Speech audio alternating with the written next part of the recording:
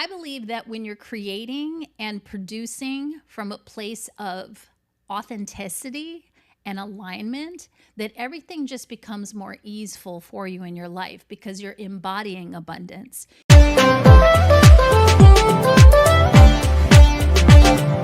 Hi, everybody, and welcome back to Living Room Wisdom, where your story is your glory. Today, I want to talk about something that's really close to my heart, and that's the cost of the hustle. So, the first thing I want to talk about is what's the problem with the hustle? The problem is that we're so programmed to be busy. Busyness begins to equal worthiness. And it's just not true. So let's talk about the constant thriving and striving to hit the next goal or the next milestone. I believe that your goals and your big picture visions should be something that you legitimately are intending for yourself, not necessarily what you're looking outside at and admiring that other people are doing and then chasing that dream. So, all of us have something within our soul that's stirring, some calling, some feeling of purpose, something that we really, really want to pursue in our lives and achieve. That should be your measure of success. That should be the intention that you set for yourself, and back engineer accordingly to achieve those goals instead of just following the path that's traditionally been set out for us. In my mind, this is how we create fulfillment in our lives. And this is also how we don't become a slave to validation and other people's expectations of us. So, why are women typically so focused and placing their value on productivity? I'll take it back to the validation. A lot of us as children did not receive the validation that we were seeking. On the contrary, we were told who to be. We were also told what not to do, but we weren't presented with the options and the opportunities to actually develop ourselves into what we actually are and expand on that. And so we start to shapeshift and fit ourselves into these little boxes that we see other people excelling in. But what if you could create a world that is based on your core values, your individual desires, your gifts, your talents naturally? And that's how you create ease. That's how you create flow. That's how you create a business or a career or a lifestyle that doesn't have you constantly bumping up against yourself. So, what happens when you get caught up in that busyness trap? You begin to burn out unknowingly. You start to feel muted in your emotions, your excitement. Your body starts to break down. You are less creative, less inspired, probably a lot more tired, right? Can you relate? And so, I believe that when you're creating and producing from a place of authenticity and alignment, that everything just becomes more easeful for you in your life because you're embodying abundance. You're attracting opportunities. You're attracting the right people into your life that'll help you take that next step towards what it is that you're looking to achieve. Now, I know for some of you guys, this might be completely unheard of, right? Because we've been given this rule book that we're all following. And especially now with the internet and social media, there's so many models of what we should be doing or what we could be doing. And what happens is we start to compare ourselves to other people. We start to have an internal conversation that's disempowering, that eats away at our self-worth and our confidence, our self-esteem, that gets us doubting ourselves. And then what that does is it takes us on an internal loop, a spiral essentially, where at some point you don't even know who you are anymore. And so I always say that for high achieving, high producing, high functioning women, we're so good at achieving goals, hitting those milestones, and being what everybody else wants us to be that we often forget who we're here to be, right? Who we're becoming. And so I think it's really important to take pauses, intentional pauses, weekly, monthly, annually, to reconnect with self, to realign with your intentions, your goals, your core values, and to make sure that you're building your entire life around that.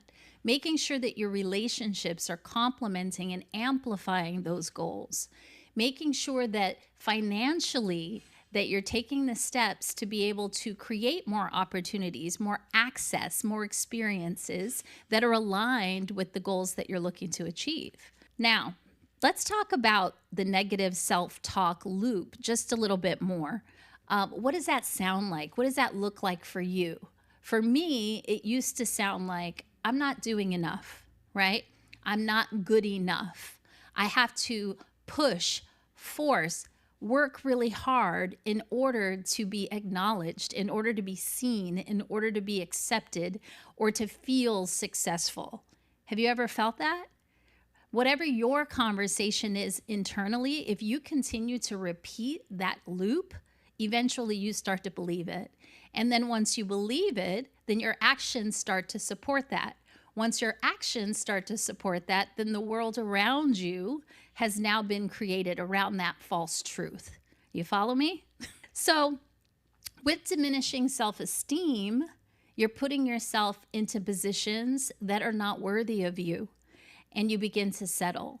And what happens when you start settling in your life is that you completely dim your light. You, what is it like when a fire is burning and you douse your power, you take a back seat, and then you're not here pursuing the things that you were put on earth to pursue, touching the people that you were meant to touch, creating the things that are going to make this a better world. What's the word I'm looking for? Giving. What's the word I'm looking for right now? Blanking out. Supporting, giving to the charities or the causes that you're here to support, that you're passionate about. So once you align your world with the let me pause and then we'll just cut that. Once you align your inner world with your outer world, everything will start to flow with ease. So let's talk about the emotional fallout of following everybody else's rules.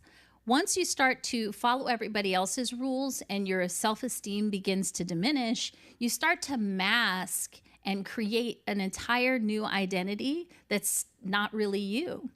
I like to say that when we're doing this, we're essentially lying to the people around us because we've trained them that we're a certain type of way. We've trained them to teach us, to engage with us in a certain type of way, but it's not in actuality what feels resonant for us, what feels authentic for us, what feels true to us. And so we end up putting ourselves in positions where we're performing in our relationships, in our businesses, in our careers, and eventually with ourselves. So the way that we want to start to break some of these patterns is through the Anatomy of Abundance framework. The framework will walk you through prompts and questions to really reconnect with the truth of who you are so that you can start to slowly shift back into that way of being.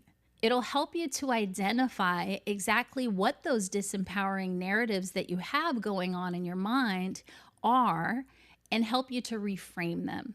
So if your negative self-talk says that if I don't work hard, I'm not worthy, what if you reframe that to when I work hard at the right things, everything that's worthy of me comes to me. So something as simple as that can change the results, can change the way that you're feeling in your pursuit of success, whatever success means to you. So that's the second step of the framework, is identify. What the framework will also allow you to do is it'll give you permission to put yourself first. One of the things about being busy all of the time is that our calendar starts to rule us, right? I'm sure you can relate because we put our family, our kids, our career, we put our friends, everything is on the calendar. And at the end of the week, you look back and you've made no space for yourself. So what if you prioritized sacred self-care? Sacred self-care is treating yourself as if you are the divine. And would you put divine at the top of your list or at the back of the line? right? So, sacred self care, implementing morning rituals, implementing sacred pauses throughout the day. Maybe you go take a walk, maybe you phone a friend, whatever it is that you need in that moment. But sacred self care is mental, spiritually, emotional, financial, and physical. So, on all of those different aspects of life, making sure that you're penciling some time in to nurture those throughout the week. All right. So those are the first three steps. The last three steps of the framework are more implementation. It's more system based. And I'm not going to go through all the steps right now. But what I want you to know is that when you start to intentionally create your life on a daily basis, when you not only energetically make space for yourself, but put yourself on calendar and start to create systems that honor you, everything around you will begin to change. And so, with that said, I want to ask you a question. We think of our goals in terms of something that's a way out here. What if you could bring those goals, those dreams, that life that you're seeking to live, a life of joy, a life of fulfillment, a life filled with love and excitement and adventure and freedom? What if you could bring that a little bit closer in the frame? Because the reality is you could start to live that experience right now by not focusing on the things that you don't feel are right in your life, by not focusing on the parts of yourself that you feel are inadequate, by not focusing on what you don't have currently, right? Shifting that narrative to gratitude for everything that I have right now. Shifting that to I might be different. I might be the outlier. I might not fit in. But the reason that I don't fit in is the exact reason why I need to be in certain rooms, because you're bringing something special. No longer are you fitting into their box. You're creating a whole new lane. We deserve to show up fully, unapologetically, and in all of our fullness. That's what makes us unique. That's what enhances and enriches every single environment, every boardroom, every business, every party that you go to. That's what enriches it, is the different colors, the diversity of the group, and how we exchange in those relationships and in those situations. So give yourself permission to be who you are. And anyone who doesn't accept who you are and embrace who you are and see who you are doesn't really deserve to be in your space anyway. So I'd love to offer you a gift. All right. This episode was really just to bring some awareness to why you want to choose ease and harmony and flow over the hustle. And now I want you to actually take the first step. So I'm going to offer a gift.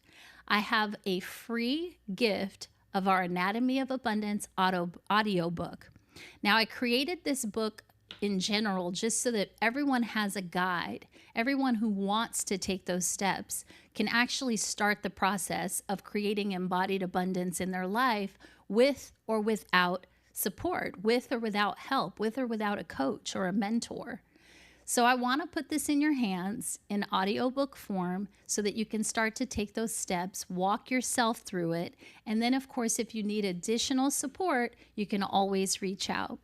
But you're going to download the book at the link in the show notes, and you're going to use coupon code podcast gift. All right? Coupon code podcast gift.